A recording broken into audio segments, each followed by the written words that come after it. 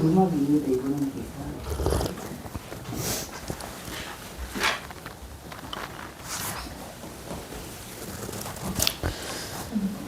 자, 오늘 이제 무익의 저번 시간에 이어서 진도를 나가보죠.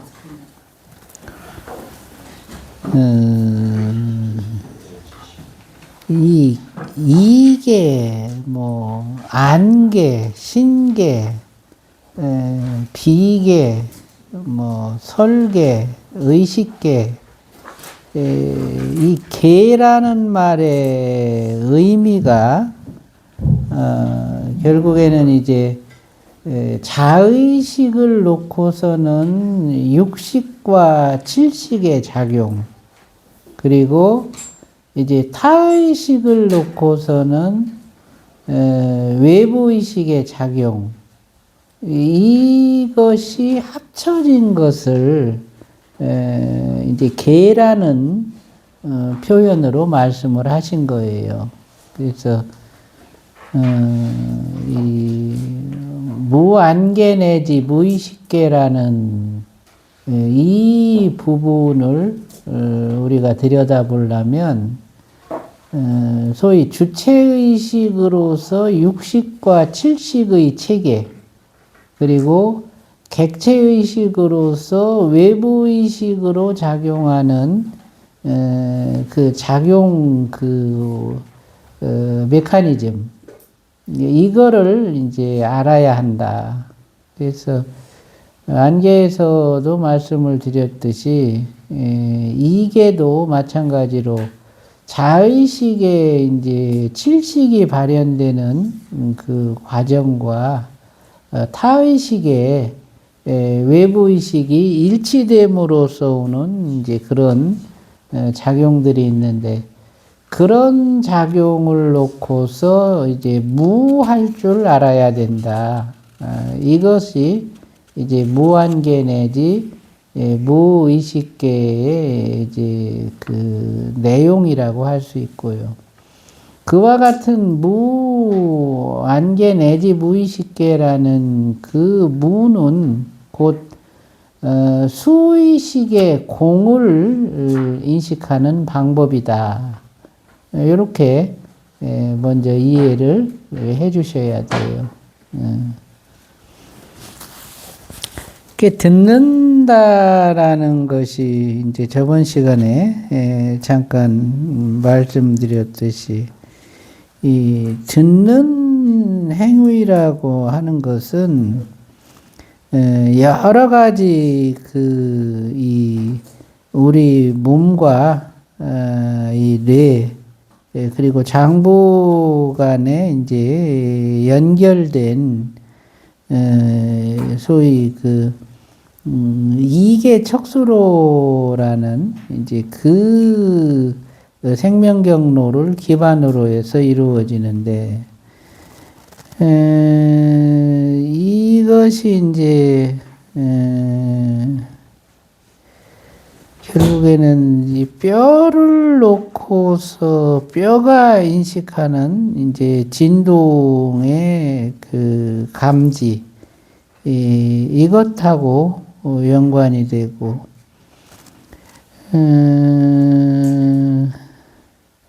척수 기반에 내장된 내장 정보, 그리고 피질 연합령의 생각 정보, 그리고 소뇌, 중뇌, 시상으로 연결되는 듣기 위한 이제 센서 작용들로 이 듣는 행위가 이루어지는 거죠.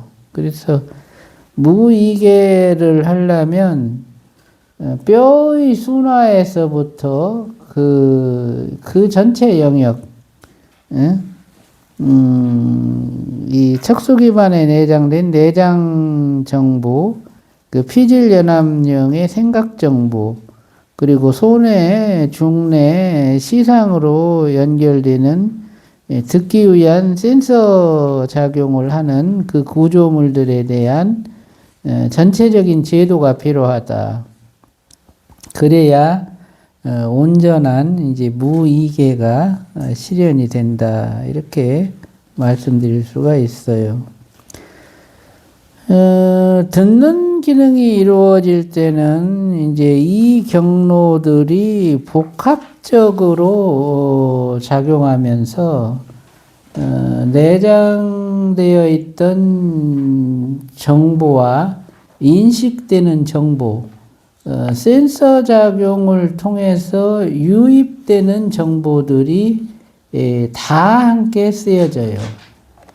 그래서 이제 이근 수행을 하게 되면 이 경로들을 전체적으로 살펴봐야 되고, 청각 경로를 열어서 교내의 전정액을 자극하고 중내 시상 대내 연합령 대내 변연계로 가는 이 전체 경로를 살펴보고 중내에서 소내로 내려가는 경로도 살펴봐야 하죠. 그러니까 척수막관을 통한 대내 피질 영역, 대내 변연계 영역, 이제 시상 영역, 그리고 이제 중내 영역, 교내 영역까지 이 영역의 연결 상태들을 갖다가 듣는다는 그 기능을 놓고서 인식할 줄 알아야 된다. 그러니까 듣는 기능을 놓고서 대뇌 피질에서부터 척수 전반으로 내려오는 이제 세 개의 경로가 있어요. 세 개의 경로가 있고 그 세 개의 경로가 24가지 그 파동을 가지고서 이제 인식 정보와 내장 정보의 공명이라는 것을 갖다가 촉발시키게 된다. 그래서 듣는다는 것을 제도한다라는 것이 단순하지가 않다. 본다는 걸 제도하는 것도 단순한 게 아니죠. 우리가 시각 경로, 청각 경로 한번 수련은 다 해봤어요. 초창기에. 이제 그와 같은 경로들을 이제 인식하면서 그 소위 듣는 생명작용에서 주체의식으로서 듣는 것에 무하고 객체의식으로서 듣는 것으로 일치되는 것에 무할 수 있는 이런 이제 역량을 갖추게 되는 거죠. 이근 수행의 이제 절차가 이제 있는데, 첫 번째 절차가 이제 청각 경로를 닫는 것이죠. 청각 경로를 닫는 방법이 양쪽 어금니를 지긋하게 물고 턱관절에 힘을 주어 가지고 이 소리가 들어가는 그 소리 경로를 이렇게 좁아지게 만들어 주는 거예요. 그것이 이제 청각 경로를 닫는다는 것이고, 그 동작을 통해서 청각 경로가 닫아지지 않으면 양 손바닥으로 귀를 막는 것도 괜찮아요. 그렇게 해서 이제 청각 경로를 닫아주고, 청각 경로 안에서 혈관의 맥동을 느낀다. 이것이 중요해요. 이제 청각 경로를 닫으면 교감신경이 항진이 돼요. 귀는 교감신경을 항진시키는 의식기관이야. 그러니까 이 귀와 코, 호흡도 교감신경을 항진시키고, 귀도 교감신경을 항진시켜요. 그와 반대로 부교감 신경을 항진시키는 것이 이제 맛보는 것하고 보는 거야. 눈으로 보는 것과 맛보는 것은 부교감을 항진시켜요. 요게 이제 안이비설신을 놓고서 교감과 부교감 항진을 일으키는 이제 의식 그 기관이 얼굴에서는 눈과 입, 코와 귀 이것이 교감 부교감을 이제 항진시키는 원인이 된다. 몸 쪽의 체감각 같은 경우는 이제 충격이 가해졌을 때는 교감을 항진시키고 그렇지 않을 때는 이제 부교감 체계로 간다. 휴식을 할 때는 부교감 체계로 가고 몸은 이제 긴장을 하거나 일을 할 때는 교감 체계로 가요. 그거는 이제 행동 패턴에 의해서 몸은 이제 그렇게 자율신경 구조가 바뀌고 생각 같은 경우도 생각이 많으면 교감 체계로 가요. 그리고 생각이 쉬어지면 부교감 체계로 가죠. 이것이 이제 쓰임에 따라 또 달라지는 경우예요. 그래서 6가지 의식을 놓고 볼 때 이제 그와 같은 성향이 있다. 그래서 귀는 청각경로를 막으면 교감신경이 항진되고 교감신경이 항진되면 자연적으로 뒤따라오는 것이 혈관박동이 빨라지는 거죠. 심장박동이. 그래서 이제 심장박동이 빨라지면 귀 속에서 심장의 박동을 느끼는 거예요. 아니면 머리뼈 전체에서 심장박동을 느껴라. 이제 귀의 소리 경로가 닫혀지면 삐 하는 그 이명 소리와 함께 둥둥둥둥둥 심장박동이 높아지는 거죠. 불면증이 있잖아, 그죠? 불면증의 원인이 이제 심장박동이 높아지는 거예요. 잘라고 누우면 심장박동이 높아지면 불면증이 되는 거야.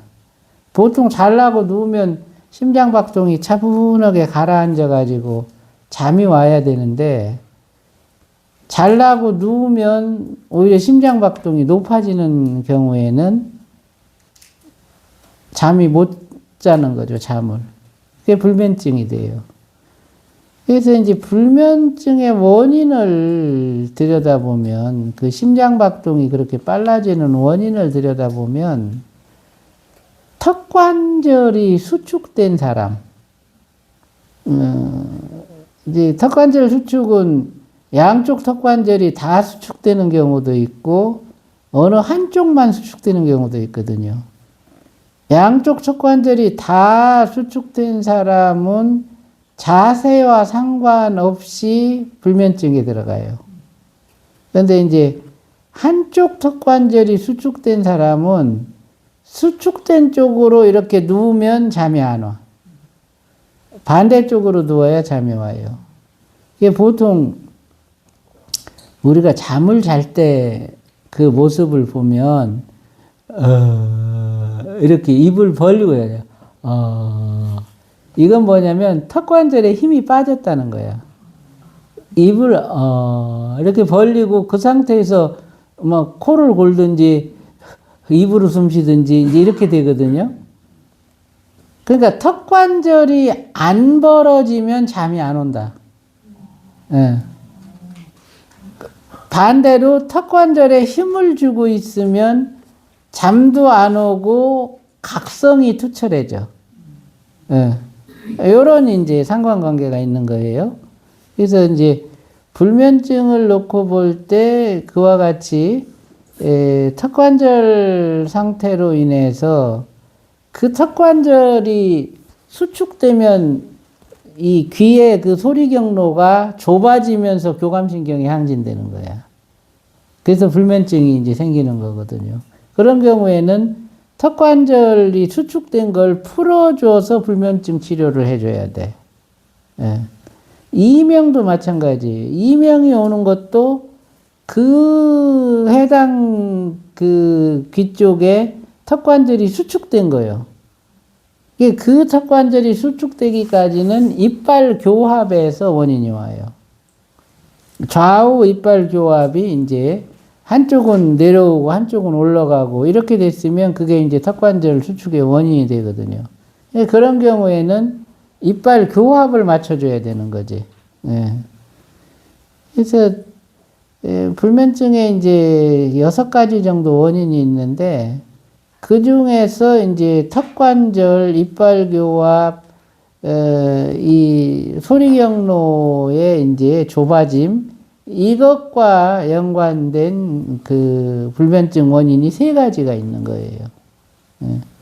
그러니까 그거만 치료해도 대부분의 불면증은 고쳐지는 거야.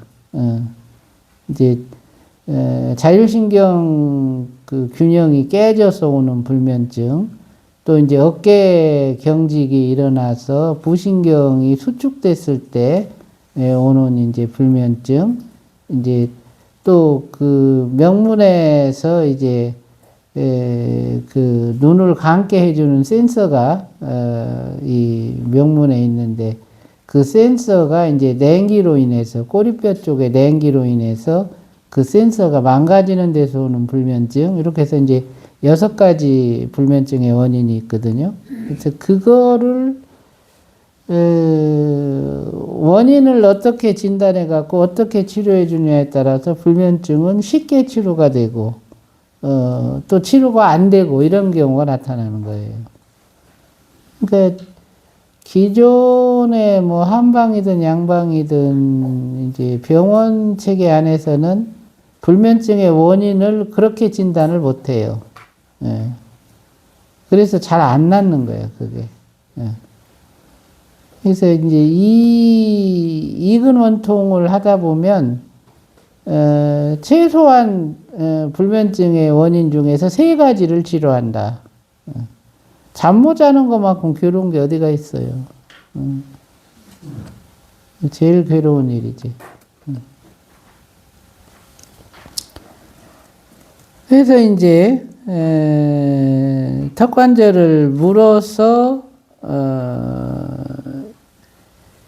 귀 속에서 혈관의 맥동을 느끼는데 이때 이제 그 혈관의 맥동이 머리를 놓고 귀를 놓고 좌쪽 귀와 우측 귀에서 똑같이 혈관의 맥동이 느껴지는가, 아니면 한쪽은 느껴지고 한쪽은 안 느껴지는가, 이걸 놓고서 자가 진단이 가능해요. 혈관의 맥동이 느껴지는 쪽은 턱관절을 수축이 되면서 이도가 잘 막히는 거고, 혈관의 맥동이 안 느껴지는 쪽은 턱관절 수축이 잘 안 돼서 이도가 닫아지는 게 잘 안 되는 거예요.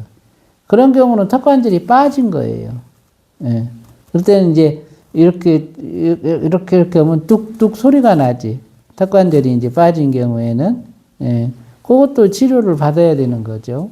그렇게 해서 그게 장기화가 되면 뇌 내부의 그 좌우 혈압이 차이가 나게 돼요. 그러면 뇌는 혈관을 통해서 공급되는 양분을 갖고 살아가는 애들이거든요. 뇌세포 자체가. 그런데 한쪽은 혈압이 높아서 양분 공급이 잘 이루어지고 어느 한쪽은 혈압이 낮아서 양분 공급이 잘 안 이루어지면 어떤 일이 생기느냐? 대단히 심각한 상황이 초래가 돼요. 어떤 분이 그런 분이 있었는데 아침에 자리에서 일어나면 어지러워가지고 몇 시간은 가만히 앉아 있어야 돼. 어지럼증이 생겨가지고. 그리고 힘이 쫙 빠져갖고, 우리 멀미하고 나면 힘 없잖아요. 힘이 쫙 빠져갖고 하루 종일 이게 뭐, 뭘 할 수가 없어. 일도 할 수가 없고, 그리고 막 토하고, 소화는 안 되지. 먹을 수도 없어. 막 미식거리고 이러니까. 그런 사람이 있어요. 그게 참 아주 괴롭죠. 그런 경우에는. 그게 그 양반을 이제 이렇게 진단을 해보니까 그런 거야. 이 왼쪽 머리 혈압이 아예 그 다운돼 있고 오른쪽만 이제 혈압이 올라가 있는 거예요. 그래가지고 왼쪽 그 손가락을 요렇게 엄지검지를 요렇게 이제 요 운동을 시켰어. 그 자리에서 이제 같이 마주보고 앉아가지고 요 운동을 요렇게 시킨 거예요. 요거를 몇 번 하니까 혈압이 올라가기 시작해. 떨어졌을 때. 떨어졌을 때. 요거만 이렇게 해주는데, 요게 턱관절에 해당해요. 이걸 구부리면 얘가 수축이 되는 거야. 이게 이렇게 빠져가지고 혈압이 안 올라가니까, 요걸 요렇게 해주니까 이게 수축이 되는 거야. 그 상태에서 한 30분 정도를 요걸 시켰는데 쫙 혈압이 올라가면서 균형이 딱 잡아지는 거야. 본인이 그걸 느끼죠. 몸에서 기운이 싹 돌아오면서 정신이 맑아지고 이렇게 되는 거예요. 그래가지고 이 사람이 너무 신기해가지고 그 자기를 고치려면 요것만 하면 됩니까? 그래서 그것만 하면 된다. 가서 요것만 해라. 그랬더니 그거 말고 뭐 다른 방법은 또 없을까요? 도움되는 방법이? 그래가지고 아니 뭐 방법은 있긴 있는데 뭐 비싸서 도대체 뭐 권하기가 힘들다. 그랬더니 비싸도 괜찮대 자기는.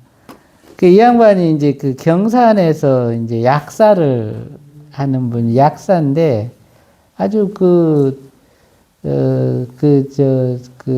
약사협회 회장도 하고 아주 그 명망이 있는 사람이에요. 그래서 자기는 뭐든지 다 하고 싶으니까 다 해달라는 거야. 그래가지고 옷하고 이제 모자를 맞춰서 이제 일주일 있다 그게 나와가지고 이제 경산이니까 연화사 와서 옷 입고 가라 하고 오라고 그랬더니 옷 입고 가면서 나가면서 휴게소에 들렸는데 떡하고 뭐 이렇게 꼬치 있잖아. 소떡소떡 꼬치. 그게 먹고 싶다고 그러더래. 신랑한테. 아, 여보, 나 저거 먹고 싶어. 그러더라는 거야. 그날 아침도 못 먹고 온 사람인데, 막 미식거려가지고. 그럼 그걸 먹더니 꼭 하면서, 그다음부터 밥을 먹기 시작해가지고, 막 너무 건강이 좋아진 거예요. 그래가지고, 한날은 그렇게 그 옷을 입고 2주 있다가 골프를 치러 갔대요. 자기 친구들하고 골프를 치러 갔는데 갑자기 전화가 왔어. 그래갖고 왜 전화를 하셨냐 그랬더니 자기가 골프 치다가 기절을 했대. 깜빡 정신을 잃었다는 거야. 그러고서 금방 깨어났는데 이게 왜 이러냐. 그래갖고 당신이 그동안에 머리가 이렇게 좌우 균형이 너무 이렇게 깨져 있다가 너무 빨리 그 균형이 잡아지면서 일시적인 그런 이제 이렇게 일종의 선망이죠. 그 선망 증상이 온 거다. 그랬더니 괜찮으니까 한번 왔다 가라. 그랬더니 이제 와서 보니까 아주 좋아. 그게 이제 실제로 그렇게 된 거야. 그래가지고 연화사 와서 하루도 못 있었지. 한 몇 시간 이제 이 방에서 이제 있다가 누워서 이제 척수로 운동 좀 하다가 내려갔는데 그대로는 이제 그런 증상도 없고 아주 너무너무 건강해진 거야. 그래가지고 막 이 남편이 이 양반은 나이가 70한5 정도 됐고 그 여자분이 남편은 78인가 그래요. 아주 2주에 한 번씩 연락이 와. 그래가지고 뭐 연화사로 오든지 뭐 저쪽에 저 도청에서 만나든지 뭐 아주 꼭 와가지고 내 앞에 앉는 거야. 봐달라는 거지. 아주 아이고 좋습니다. 아주 지금은 이렇게 됐고 아주 좋으니까 아주 그대로만 가시라고. 그 소리를 너무너무 좋아하는 거예요. 그래가지고 했던 남편분도 막 너무 좋아하고, 그 양반도 아주 너무 좋아하고. 그러니까, 이 뇌의 혈압이 이렇게 좌우 혈압이 차이가 나서 생긴 그런 어떤 그 질환 중에 대표적인 게 그런 사람들이거든요. 쉽게 잡아진다고, 그거는. 그러니까 요것만으로도 잡아져, 실제로는. 요 운동만 해도. 그런데 자기는 빨리 치료하고 싶다고 뭐든지 해달라고 해가지고, 이제 그걸 해준 건데, 아주, 잘했죠. 그 양반 같은 경우는.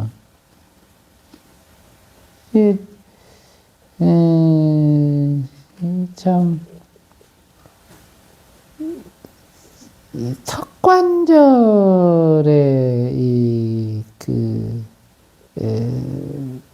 밸런스가 깨지고, 소리 경로에서, 또 이렇게 밸런스가 깨졌을 때 생기는 여러 가지 질병들이 있는 거죠. 뭐, 이석증도 그래서 생기는 거예요. 이석증도 그렇고, 뭐, 르미에르병이라고 막 어지럼병 있잖아. 그것도 이제 거기서 생기는 거고. 기와 연관된 질병들이 참 많아요. 그리고 고치기가 어려워. 일반 병원에서는 그거를 그런 관점으로 진단을 못 해요. 치료법도 없는 거예요, 그러니까. 고질병이 되는 거죠. 그래서 이제 그런 어떤 이 뇌의 혈압에 대한 상태를 자가 진단하는 거는 지금 요렇게 해서 내 귀에 이렇게 혈관 박동이 일어나는 그 정도를 내가 느껴보면 아, 내 머리 쪽에 혈압이 요건 낮고 요건 높구나. 이거를 알 수가 있고, 이제 때에 따라서는 이렇게 했을 때 어느 부위에 통증이 생기는 경우가 있어요. 두통이 생겨. 예를 들어 뭐 여기에 두통이 착 생긴다. 뭐 여기에 두통이 쫙 생긴다. 뭐 이쪽에 두통이 쫙 생긴다. 이제 이런 게 있거든요. 그런 경우는 그쪽 혈관이 막힌 거야. 두통이 일어날 때는 혈압이 높아지기 전에는 그걸 몰라. 근데 혈압이 높아지면 통증이 생기는 거거든요. 이렇게 평소에 이렇게 활동을 할 때 예를 들어 뭐 뜀박질을 한다든지 뭐 아니면 막 엄청난 화를 낸다든지 그럴 때 혈압이 올라가면 그때 통증이 나타날 수가 있어요. 근데 그렇지 않은 경우에 그냥 가만히 있으면서 그 혈관 막힌 것들이 통증으로 인식되는 거는 어렵거든요. 근데 요 귀를 막고 요 혈관 박동을 듣는 그 동작만으로 내 뇌혈관이 막혔는가 안 막혔는가도 진단이 가능하다. 결국엔 그걸 방치하면 중풍이 되는 거예요. 예, 그런 것들이. 그래서 이제 이근 수행을 하면서 그런 질병을 자가 진단을 할 수 있고 그거를 개선할 수 있다. 당장 이렇게 여기가 머리가 아프다. 뇌척수로 운동을 어느 정도 한 사람들은 이 손 자체에 치유력이 생겨나 있어요. 여러분들은 지금 다 약손이 돼 있어, 지금. 그래서 여러분들은 여러분들 손으로 여러분들을 치료할 수가 있어. 이 손에 이 지문 있잖아요, 지문. 이 지문이 에너지 회로예요. 지문이 이렇게 생긴 거예요. 나선으로. 지문을 딱 찍으면 저 모양이잖아. 그러니까 대뇌 피질에서부터 생성된 이제 신경 전기가 손끝으로 와서는 지문에서 저 나선 회로를 타고 도는 거예요. 이게 치유력이 있는 거야. 그래서 우리가 아플 때는 막 아이고 아파 이러면서 손으로 이렇게 짚잖아. 이게 본능이요. 왜냐면 손이 치료해 주기 때문에. 그래서 이 손을 어떻게 쓰느냐에 따라서 자가 치료가 되느냐 안 되느냐를 결정해. 우선 손의 자세가 필요한데 손가락을 이렇게 쭉 뻗어가지고 이렇게 5손가락을 바닥면에다 대봐요. 이렇게. 지금 요 수평 각도, 그 팔목이 꺾어진 각도 막 이렇게 하지 말고 편안하게 이렇게 올려놔. 손가락을 벌려. 이렇게, 그렇죠. 손가락을 벌리고, 손가락은 뻗고, 손가락은 뻗어. 여기는 구부리고, 중간 둘째 마디, 첫째 마디는 펴. 그 상태에서 손가락에서 힘을 다 빼. 손가락에 힘을 빼고, 손가락으로는 기운을 넣는다라고 생각을 하고 손바닥 중심으로는 몸 안에 있는 그 탁기를 뽑아낸다고 생각해. 그 상태로 내가 머리가 아프면 이렇게 머리에다 대. 그러면 손바닥 중심으로 아주 싸늘한 냉기가 쫙 하고 빨려 나와요. 그러면 그 손바닥 중심으로 빨아들이는 냉기를 손등으로 날려보낸다고 생각해. 여길로 빨아서 일로 날려보내. 그러면 뭐 심장이 안 좋다 그러면 심장에다가 이렇게 대고, 어깨가 아프다 그러면 어깨에다 이렇게 대고, 뭐 머리가 아프다 그러면 머리에다 이렇게 대고, 이쪽도 아프다 그러면 양쪽이 아프다 이렇게 대고, 눈이 아프다 그러면 눈에다가 이렇게 대.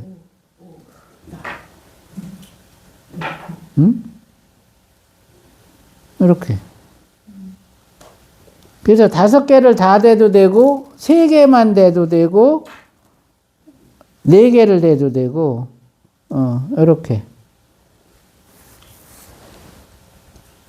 그 느낌. 그러니까, 환부에서부터 아주 그 차갑게 이렇게 표출되는 그 냉기의 느낌을 손바닥에서 느낄 수 있으면 또는 손가락에서 느낄 수 있으면 그건 잘 되고 있는 거야.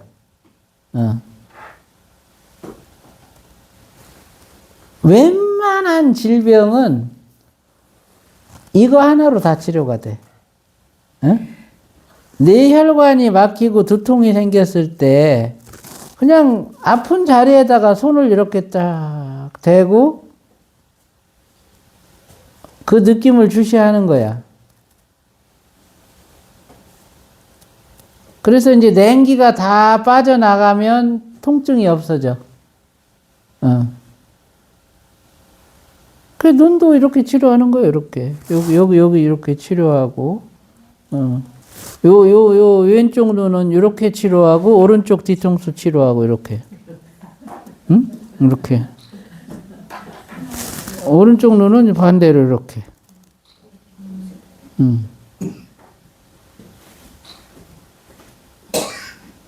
손바닥으로 빼서 손등으로 내보내고.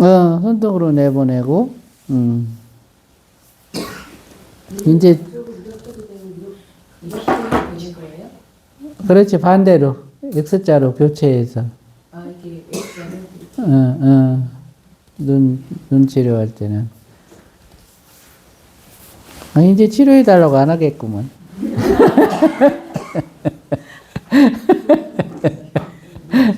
진작에 이걸 가르쳐 줄 거야.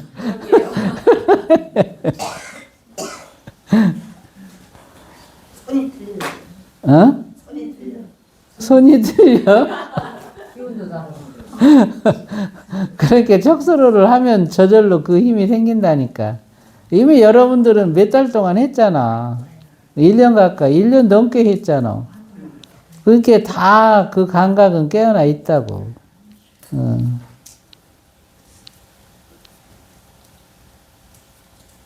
손가락은 힘을 빼고.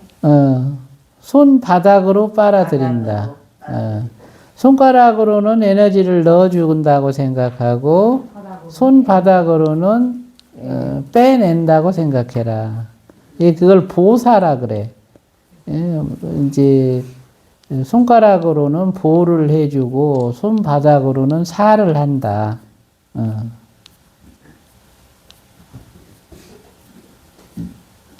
그러니까 무릎 아플 때도 무릎에다가 척 올려놓으면 쫙 빠져나오고,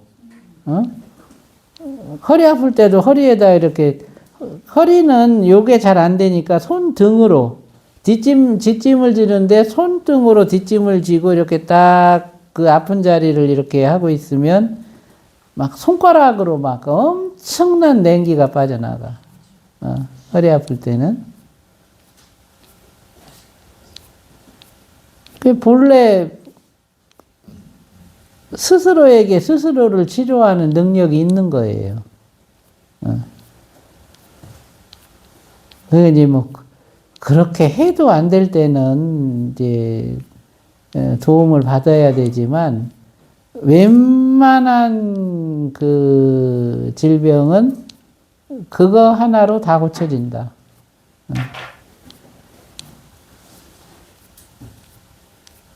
뭐 다른 사람 고쳐주는 건 뭐 좀 힘들 수 있지만 본인이 본인 고치는 거는 충분히 할 수 있어요. 응?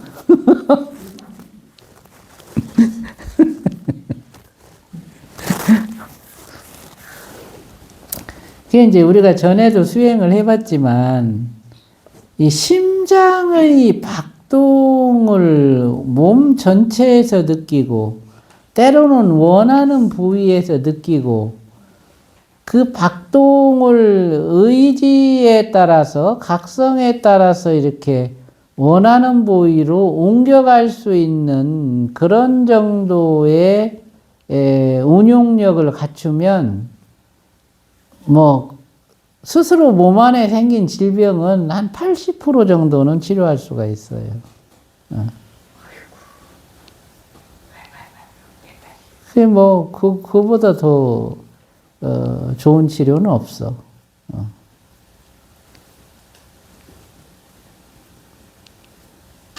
그래서 이 심장 박동을 느끼는 것이 대단히 중요하다. 그래서 머리부, 귀를 중심으로 해서 머리 전체를 대상으로 해가지고 이제 심장 박동을 느끼는 것이 필요하고, 척수막관을 할 때도 심장 박동으로 위치를 잡아주는 거예요. 중뇌를 잡는다. 그러면 그 중뇌의 위치를 이렇게 가늠해서 거기서 심장의 박동을 느끼는 거야. 그냥은 안 느껴지니까 이렇게 엄지검지를 이렇게 맞닿게 해가지고 검지손가락 끝에서 심장 박동이 느껴지면 그 박동으로 중뇌의 그 삼사신경 중뇌액 지점, 그 지점의 박동을 느껴주는 거예요. 그러면 정확히 그 위치에서 박동이 일어나. 안 그러면 엄지로 검지손가락 이렇게 첫째 마디를 지그시 구부려주고 그 상태에서 중뇌의 박동을 갖다가 이제 느껴주는 거죠. 그러면 중뇌에서 혈관 박동이 일어나요.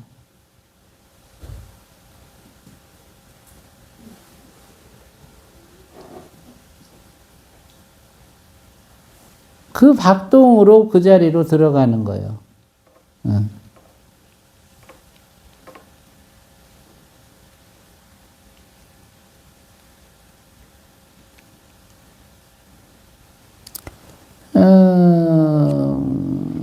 이제 귀 같은 경우는 그 귀 전체에서 이제 박동을 느끼게 되면 그 박동이 정상적인 경우에는 1분 50초에서 2분 30초 동안 지속이 돼요.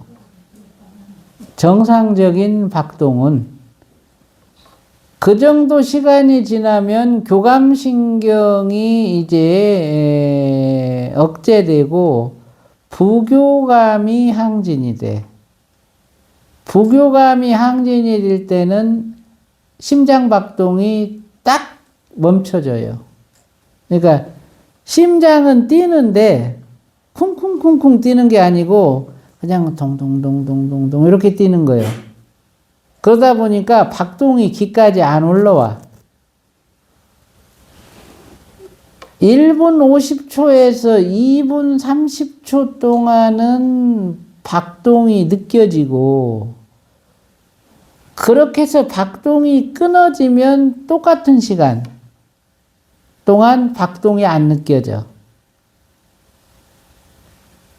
그래서 이제 교감 항진이 안 되는 사람은 처음부터 박동이 안 느껴질 수가 있어요. 또 부교감의 기능이 떨어진 사람은 계속 박동이 느껴질 수도 있어. 그러면 그것도 비정상이야. 뭐 10분 내내 박동이 계속 높아져 있다. 이거 비정상이에요. 자율신경 실조증이에요. 교감 과도항진. 1분 50초에서 2분 30초 사이에 박동이 끊어진다. 이게 정상이야. 그래서 이제 그 이근 수행을 하기 위해서는 자율신경이 먼저 균형을 잡아야 된다. 자율신경 실조증, 자율신경 불균형 이런 경우에는 이근 수행을 하기가 어려워요. 그래서 그거를 먼저 치료하고 그 다음에 이근 수행을 해야 되는데, 그것이 마찬가지로 이 엄지검지 운동이에요. 얘는 교감이야. 엄지. 이게 교감. 이렇게 하면 교감 항진이야. 이렇게 펴고 검지를 이렇게 구부려주면 얘가 부교감 항진이요.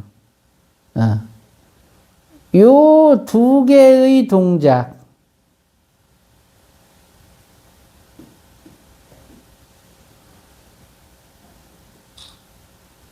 요 운동이 자율신경을 항진시키는 운동이에요. 그리고 그 균형을 잡아주는 운동이요. 자율신경 불균형이 일어났을 때 이 운동을 계속 이렇게 반복해주면 이 운동을 통해서 자율신경 균형이 잡아진다. 이 염주 굴리는 거. 염주를 이렇게 굴리잖아. 그죠? 엄지손가락으로, 검지로 염지를 잡고, 엄지손가락으로 염주를 굴리면 이게 자율신경을 항진시키는 거야. 엄지를 구부리는 이 동작으로 우리 뇌 안에서는 적혈이 자극을 받고, 적혈이 자극을 받으면 뇌 안에서 노르아드레날린이라는 신경 전달 물질이 분비가 돼요. 노르아드레날린은 그 기능이 어떤 기능을 하냐면 정신을 차리도록 하는 기능이 있어. 그러니까 염주를 이렇게 돌리는 이 동작만으로도 정신이 맑아지고 각성이 유지가 되는, 그러면서 자율신경의 기량성을 회복시켜주는 이 효과가 있는 거예요. 그러니까 이 운동이 귀찮으면 그냥 염주 2개 들고 양쪽 똑같은 속도로 이렇게 돌려.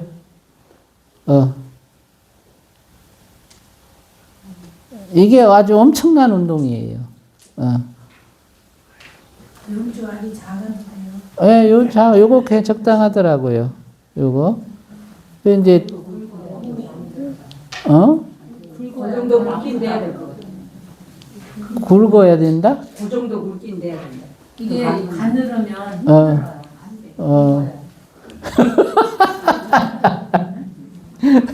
가늘으면 힘들어, 오히려? 아니 이제 어느 정도 그 정도는 그 정도는 돼야 돼. 그래요. 요 정도 적당하더라고. 그러니까, 저는 이거를 잠들기 전에는 항상 요 자세로 잠이 들거든요. 그래가지고 잠을 들기 전에도 이렇게 하면서 이제 관을 하고, 자면서도 이걸 돌리고 자요. 잠 속에서도. 그러니까 무의식에서도 깨어 있는 거죠. 이게 아주 좋아요. 그러니까 이걸 가지고 자율신경 치료도 하고 각성도 유지하고 그걸 해라. 아주 좋죠. 그러니까 우리 그 조상님들이 얼마나 지혜로운가. 요 운동을 이렇게 계속 하도록 이렇게 해줬으니.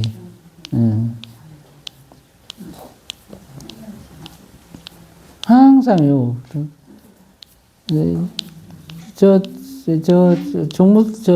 매장에 있으면 가서 하나씩 사다가 내일부터는 요 놀이 하면서 수련을 하세요.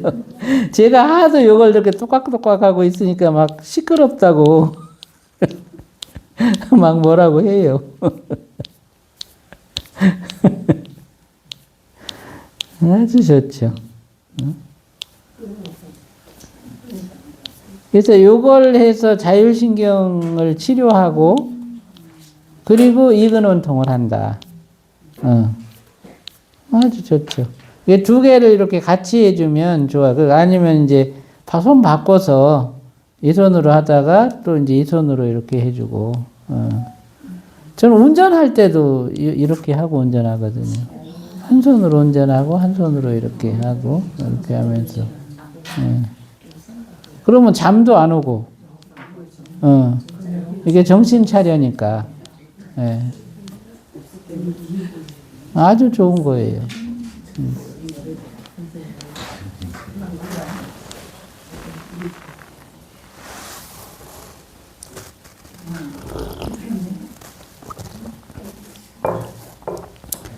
그 수덕사 응담 스님이 그 스님은 이만한 염주 큰 거 단주 그거 가지고 맨날 이렇게 이러고 있어 맨날. 뭐 자다 일어나서 깨보면 그때도 그러고 있고 잠들 때도 이렇게 보고 있어. 그러고 있어. 아주 그냥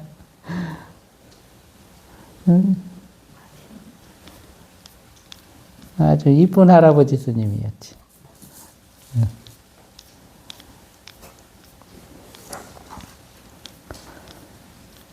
그렇게 해서 자율신경 균형을 잡고 이렇게 이근원통을 하자. 이제 그렇게 되면 자율신경이 치료가 되면 이제 1분 50초에서 2분 30초 사이에 맥동이 일어나고 끊기고가 반복이 되는 거예요. 그러면 맥동이 끊겼을 때 아무 소리도 없는 귀 속에 그 소리의 뜨락이라는 그 무념처를 볼 수가 있는 거예요. 맥동이 끊어졌을 때. 그러니까 하루의 절반의 시간 동안 귀는 스스로가 무념으로 들어간다. 얼마나 기특하냐고. 응? 그냥 귀 스스로 무념으로 들어가 있는 걸 나는 보기만 하면 되니까.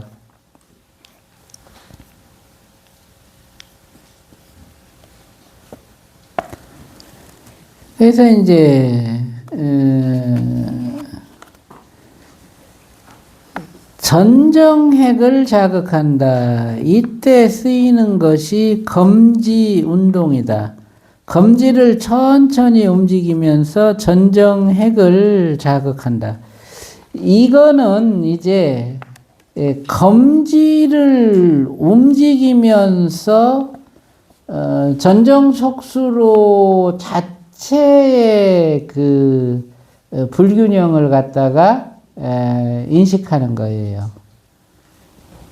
검지를 구부릴 때 이렇게 구부릴 때 왼쪽과 오른쪽의 굴곡 각도가 차이가 나면 이게 전정 불균형이야. 왼쪽 오른쪽이 똑같이 구부려지면 전정이 균형을 유지하는 거예요. 한번 해봐. 이렇게 검지 이렇게 구부려봐. 똑같은가 다른가. 안 구부려지면서도 똑같을 수가 있고 한쪽은 잘 구부려지고 한쪽은 안 구부려지면서 차이 날 수도 있고. 어? 이거는 괜찮은데 이거는 가지고. 그게 이제 목 쪽이 그쪽 오른쪽으로 목 쪽이 기울어져 있는 거예요. 그러니까 이제 그거를 똑같이 맞춰줘야지. 여기가 아프니까 안 돼. 그러니까 아픈 쪽이 이제 수축돼 있는 거니까. 그러니까 이제 그것 때문에 이제 아까 앞에서 얘기했듯이 혈압이라든지 이런 것들이 다 거기서 오는 거야. 그러니까 가만히 있을 때에 이제 그 균형 상태가 있고 걷고 움직일 때 균형 상태가 있잖아. 가만히 있을 때는 그래도 균형이 잡혀 있는데 걷고 움직일 때는 균형이 깨진다. 이것도 골치 아픈 거예요. 그죠? 그 걷고 움직일 때의 불균형을 볼 수 있는 게 검지손가락의 운동이에요. 운동은 굴곡 각도와 굴곡 속도, 좌우 검지손가락의 굴곡 속도가 똑같이 이루어지느냐, 그리고 좌우 검지손가락의 굴곡 각도가 똑같이 이루어지느냐, 이게 움직일 때의 전정 상태를 진단하는 방법이에요. 가만히 있을 때는 혈압이 똑같은데 움직일 때 좌우 혈압이 달라지면 그거 골치 아프잖아. 그죠? 그래서 요 운동을 이제 이렇게 턱관절을 딱 물고 그렇게 소리의 뜨락에서 소리가 딱 끊어졌을 때 그 끊어진 그 무념을 보면서 검지손가락을 갖다가 천천히 움직이는 거죠.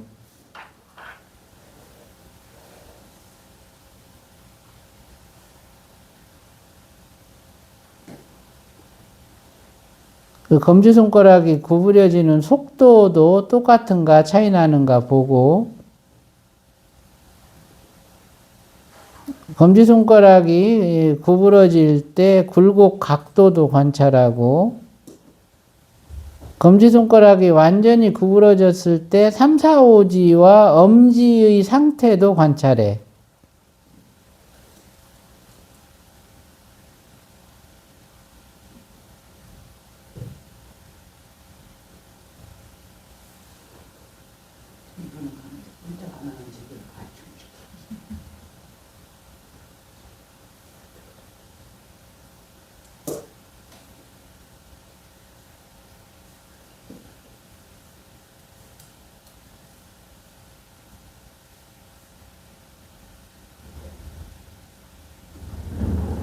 그리고 검지를 꽉 구부려 놓고 멈춘 상태에서 양쪽 귀 속에서 나는 소리를 들어.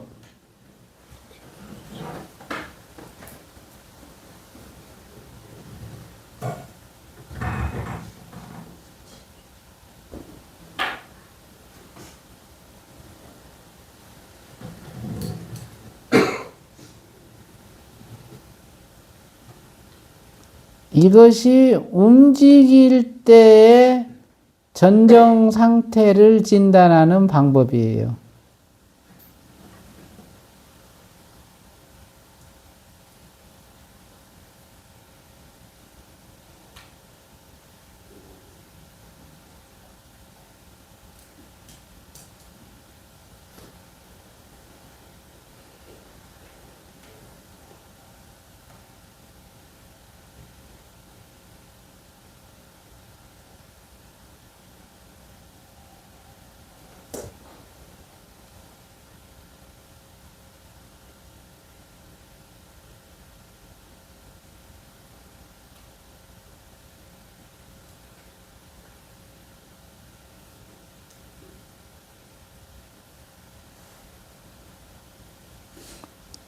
이 동작으로 움직이면서 이제 나타나는 그 전정의 그 기능에 대해서 진단을 하고,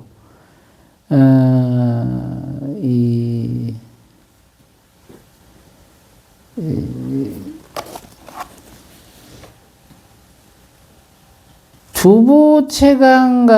두부체감각의 십자균형을 회복한다.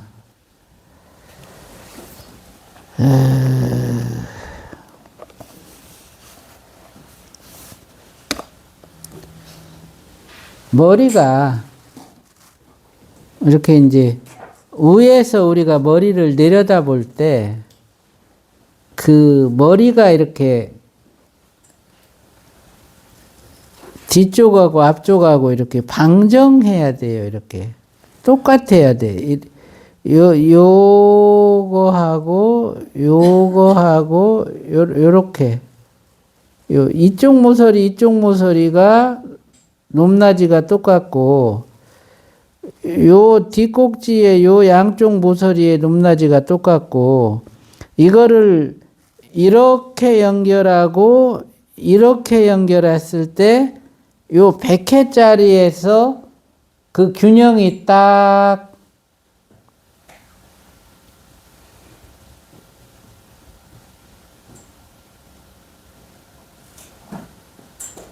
맞아 있는,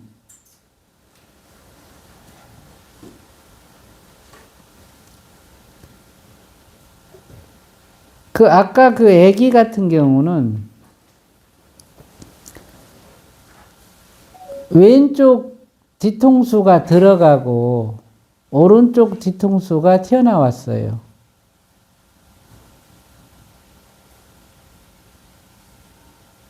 그러니까 앞쪽으로는 왼쪽이 돌출되고 오른쪽이 들어가는 거지. 그러니까 이렇게 틀어지고 그게 밑으로 내려오면서는 약간 비틀어지면서 틀어졌어. 그 자세에서 아기가 잠을 잔다. 그러면 왼쪽이 들어가 있으니까 벽에를 딱 베면 항상 이 왼쪽으로 이렇게 기울어지면 이렇게 기울어질 거 아니야. 그지? 이렇게. 그러면 오른쪽은 항상 당겨져 있는 거야.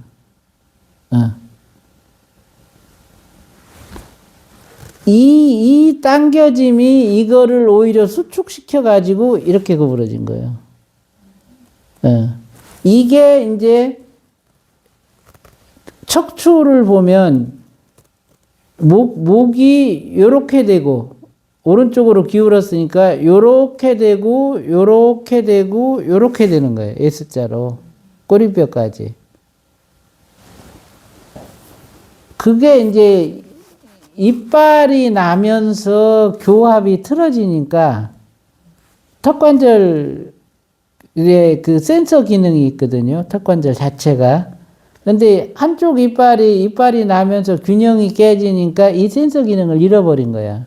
그러니까 이걸 세워서 유지해 줘야 되는데 센서 기능이 깨지니까 이렇게 된 거지. 그러니까 이건 실제로 움직일 수는 있어요.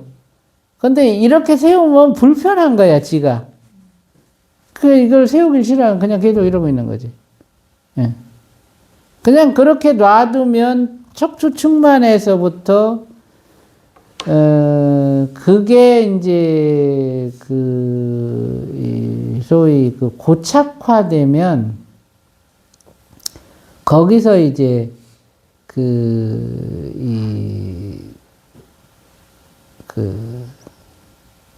그러니까 그거 있죠.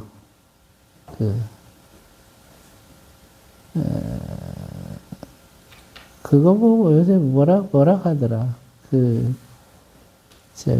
간질 증상이 나타나는 거예요. 그게 고착화가 되면.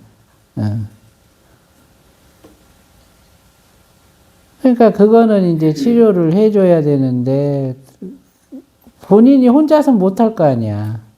그러니까 부모가 이제 잘 때 그 자세를 잡아주고 벽에를 이렇게 틀어주고 벽의 높이를 다 맞춰주고 또 이제 척추를 이렇게 주물러 가지고 S자로 된 거를 이제 잡아주고 펴주고 이 노력을 계속 해야 되는 거죠.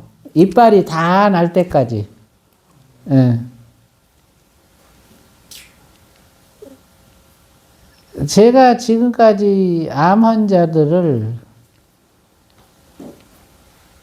아마 아주 최소로 잡아도 1000명은 제가 진단을 했을 거래요. 근데 공통점이 다 이 십자균형이 다 깨졌어. 이게 꼬아진 형태로 깨지면 심각한 거고, 그냥 그래도 뒤통수가 좌우가 불균형하고 앞뒤에 이렇게 같이 들어갔으면 그거는 좀 낫고. 근데 그거를 교정하는데 내척수로 운동하고 이제 이 모자를 같이 쓰면 훨씬 빨리 교정이 되고, 내척수로 운동을 안 해도 모자만 쓰고 있어도 교정이 돼요. 그런 상태 같은 경우는. 그래가지고 이제 대부분 보면은 한 2달 정도면, 모자 쓰고 2달 정도면 그게 회복이 돼. 예. 그 스님들 머리 막 꺼졌던 거 다시 이렇게 복권되고 하는 게 다 그렇게 되는 거거든요.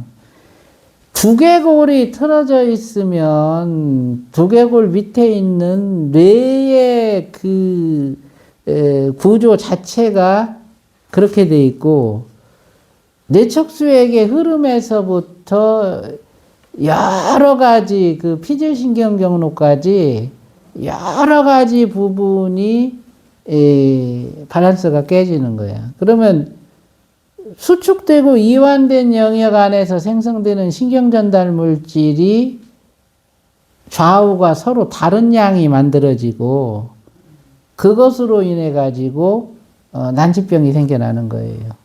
예. 그래가지고 제가 그 진단을 할 때 맨 처음 진단하는 게 눈이에요. 눈 높이. 이게 이렇게 틀어지면 왼쪽 눈이 내려가요.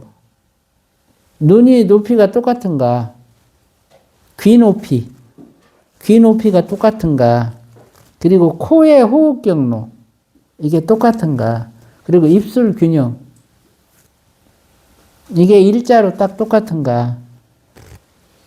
그걸 보고 위에서 내려다본 각도에서 머리에 십자 교차 이거를 그림으로 그려줘요. 그리고 눈의 높이, 귀의 높이, 턱관절의 그 상태 이런 것들을 다 그림으로 그려주는 거야. 그 그림을 그려놓고 나면 이 사람은 뇌의 어느 영역에서부터 신경전달 물질에 어느 물질이 분비가 저하됐고 그것의 분비 저하로 인해서 근골격에는 어떤 일이 생겼고 장부에는 어떤 일이 생겼고 척추부와 이 목부 그리고 천골부의 신경전달 체계가 어떻게 단절됐구나 이거를 알 수가 있어요. 그러면 그 사람이 암 환자면 그런 경우에 암은 어디에서 생기고 전이는 어디로 전이가 되고 그것을 치료하기 위해서는 머리에서 틀어진 부분에 어느 부분을 치료하고 목 쪽에서 어느 경로를 치료하고 흉부 쪽에서 어느 경로를 치료하고 꼬리뼈 쪽에서 어느 경로를 치료해야 된다. 그 치료점이 탁탁탁탁 다 나오는 거예요. 그러면 그 치료점들을 동시에 치료해. 그러면 암이 치료가 되는 거예요. 기적 같아요. 그 치료가. 2달, 석 달 안에 말기암이 치료가 된다는 거는 상상할 수도 없는 일이에요. 근데 그렇게 치료가 돼요. 그러니까 이 불균형의 해소라는 것이 그렇게 중요한 일이다. 그러니까 가만히 있을 때 불균형, 움직일 때의 불균형을 갖다가 자가진단을 해가지고 그거를 갖다가 스스로 수행을 통해서 교정해 간다는 거는 그거는 스스로의 질병을 예방하고 있는 질병도 치료할 수 있는 최고의 방법인 거예요. 웬만한 거는 아까 알려준 자가치료법으로 다 치료가 가능해.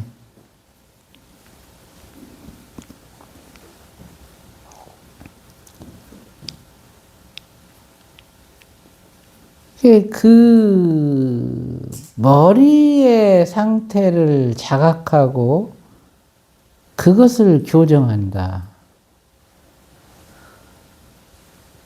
하루에 3번 정도를 이제 물론 뭐 환자 진단할 때는 뭐 그때그때 계속 그 균형감을 인식을 하는데 그렇지 않을 때도 저는 하루에 3번 정도를 이쪽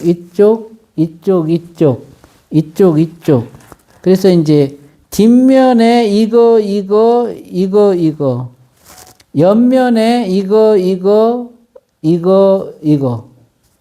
앞면에 이거 이 면들을 상자처럼 생각해 가지고 상자를 머리 위에다가 사각상자를 씌웠다고 생각하는 거예요.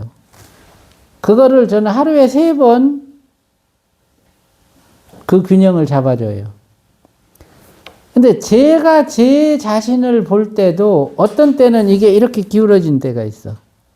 매일 하는데도. 어떤 때는 반대로 이렇게 된 때가 있고. 그러니까 그때마다 그거를 잡아주는 거예요. 안 되면 손가락으로 이렇게 조절을 해서 잡아주고, 안 되면 어금니에 힘을 주는 그 힘을, 앞니에 힘을 주냐, 어금니에 힘을 주냐에 따라 가지고, 이균형이 잡아지느냐, 뒷균형이 잡아지느냐, 또 십자균형이 잡아지느냐, 이런 게 달라져요. 이제 그거를, 하루에 3번은 하는 거예요. 그렇게 머리 균형을 잡아놔야 내가 누군가를 살필 때 정확하게 살필 수가 있는 거예요. 내가 표준이 돼 있어야 그 범위에서 벗어난 것을 일치했을 때 그 오차를 볼 수 있을 거 아니에요. 그러니까 항상 준비 태세를 하고 있는 거예요.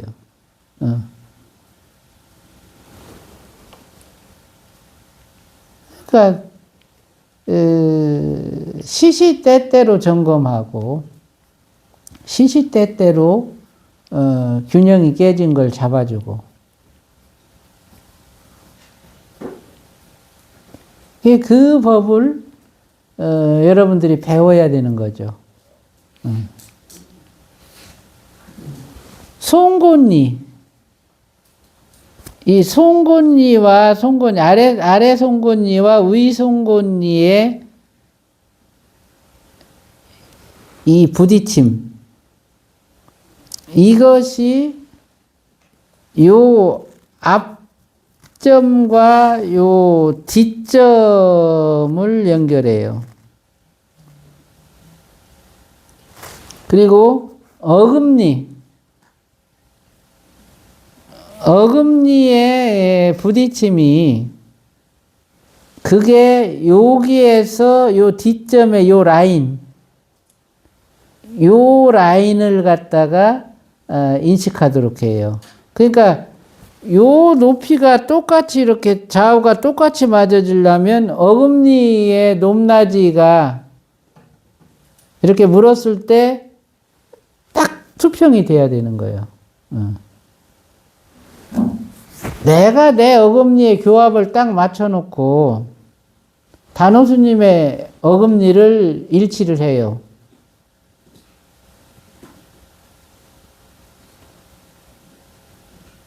그러면 단호스님의 어금니 상태가 그대로 나타나. 단호스님의 어금니는 오른쪽이 내려가 있고 왼쪽이 올라가면서 왼쪽 어금니가 뒤로 밀려나 있어요.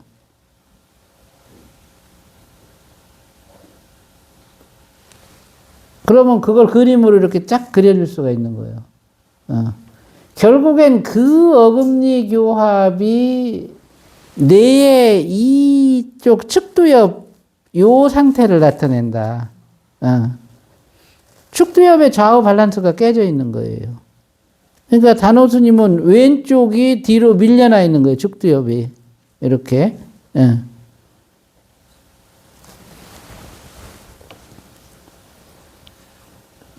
그러니까 그런 그 일치를 이루고, 그러니까 이빨은 이빨대로 일치를 이루고, 귀는 귀대로 일치를 이루고, 눈은 눈대로 일치를 이루고, 각각의 그런 뇌의 단으로 들어가서 그 단은 단대로 일치를 이루고, 이거를 하면서 상대를 보려면 내가 표준화가 되어 있어야 된다. 그게 돼야 그것이 가능해지는 거예요. 오차가 없이. 예. 그런 관리를 시시때때로 해야 되는 거예요. 아침에 일어나면 저는 그 균형 잡는 것에서부터 일과를 시작해요.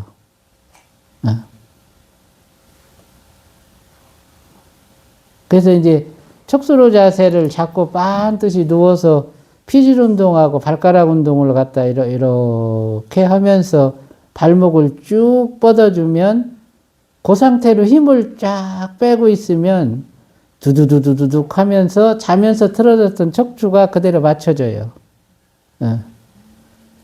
그러면 그 상태에서 발목을 들어 이렇게 쫙 바닥에서 들고 이제 요 피질 운동 이제 10번 호흡의 속도에 따라서 숨을 들이쉬고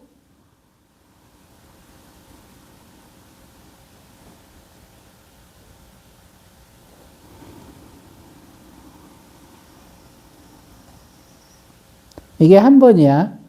요 속도로 10번을 해요.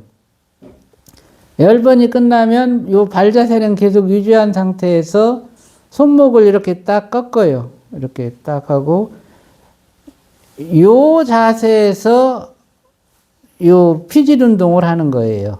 이렇게. 요것도 호흡의 속도에 맞게 10번을 해요.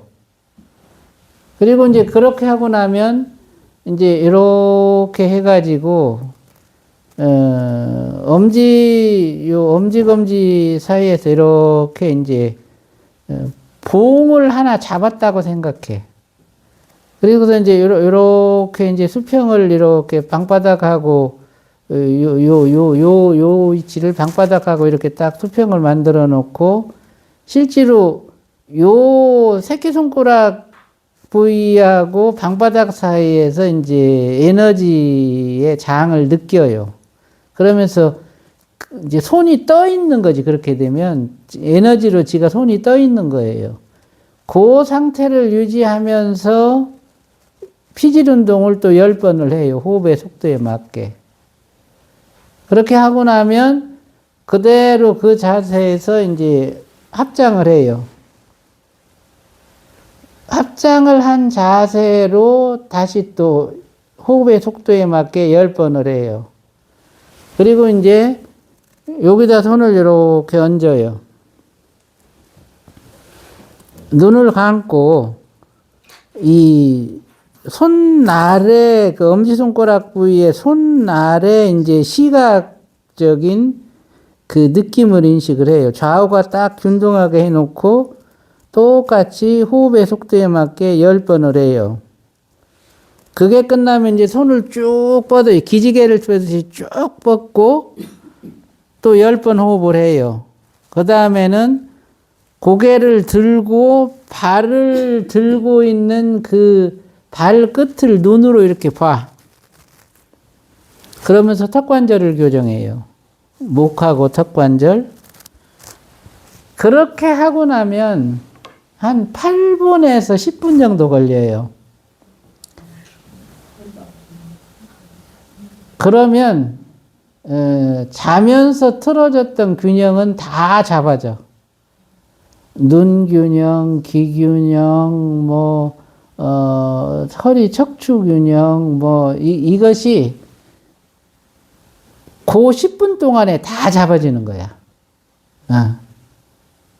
그러면 이제 일어나서 이제 무릎 꿇고 앉아요. 무릎 꿇고 앉아서 이제 발목을 이렇게 눌러줘요. 이렇게 딱 눌러가지고 그 자세를 갖다 유지해요. 반드시 허리를 뒤로 제껴가지고.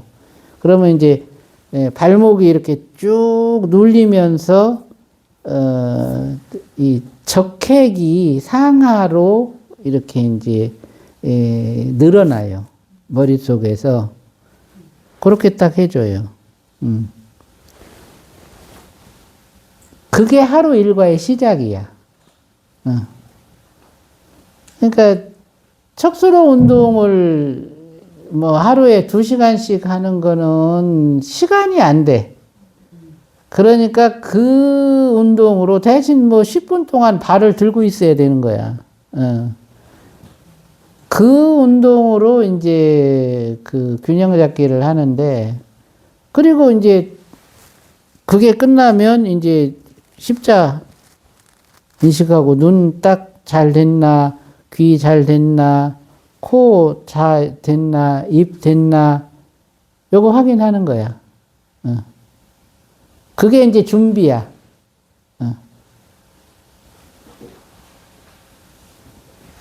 그 일과가 지금까지 20년 이상 계속된 거예요. 그러면서도 중간중간 점검하고. 그걸 안 해가지고 후회했던 적이 있어요, 저희가. 그래갖고 다시는 내가 이 몸으로 그런 고생을 안 해야 되겠다 해가지고 아주 뭐 그거는 아주 철칙으로 지키고 있는 거예요.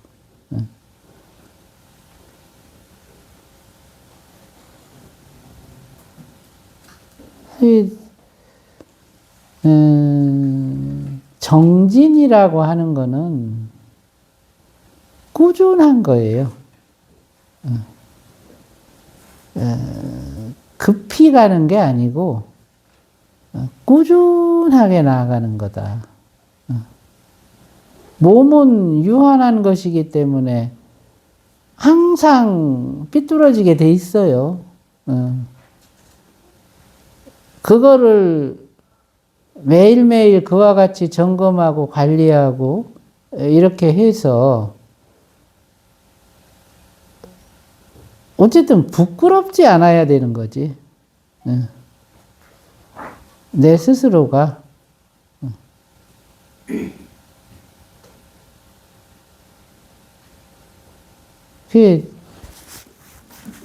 이런 어떤 시설도 처음에는 그냥 나 좋자고 한 거예요. 내 몸을 더 건강하게 하고, 그래서 그 건강한 몸으로 다른 생명들을 이롭게 하는데 보탬이 되려고 그렇게 시작했던 거고, 그러다 보니까 내가 해봐서 좋으니까 다른 데도 해줘야 되겠다라고 생각을 하는 거고, 또 하다 보니까 자꾸자꾸 발전이 되고 진보가 되고 이제 시스템이 돼가는 거죠. 그래서 그런 것들이 시작은 내 자신을 위한 것에서 시작을 한 거예요. 내가 이롭지 않으면 그 스스로 이로운 거를 느껴보지 않고 어떻게 다른 사람한테 그걸 해라라고 할 수가 있겠냐고. 못하는 거예요. 수행도 그렇고 운동도 그렇고 해보지 않고서 그거를 해라라고 하는 거는 이건 잘못된 거죠.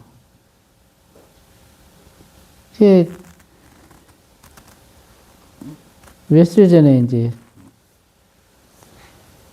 제 옛날 도반 스님이 있는데 그 스님이 전화가 왔어.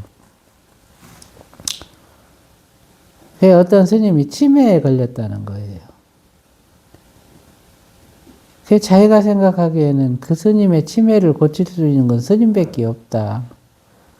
그러니 좀 자기랑 같이 그 스님을 만나러 가자는 거야. 만나러 가는 건 갈 수가 있어요. 근데 그 스님이 뭐 본인이 뭐 치매인 것을 뭐 본인도 자각은 한데, 근데 뭐 과연 그거를 믿고 맡길 거냐, 이건 알 수 없는 일이잖아, 그렇지? 그래갖고 뭐 나 우선 그쪽에다가 얘기를 해보고 뭐 나를 보겠다고 하면 날 잡아서 한번 가보자 이제 그러고 말았는데, 공부하는 중이 치매에 걸린다. 이게 서글픈 일이잖아, 그죠? 그냥 안타깝고, 그래도 너무너무 안타까운 거예요, 그런 것들이. 제대로 공부를 했으면 왜 치매에 걸리는가? 응? 잘못됐다는 거예요. 전혀 자기 관리를 못했다는 거거든.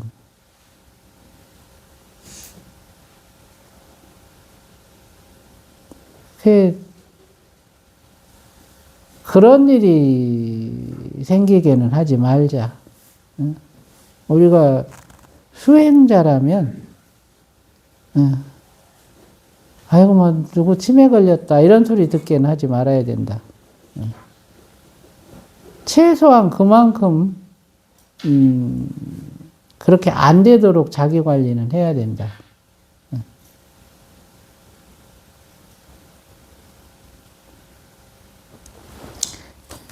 다음 시간에는 요 십자균형 잡는 방법, 그거 좀 구체적으로 말씀을 드릴게요.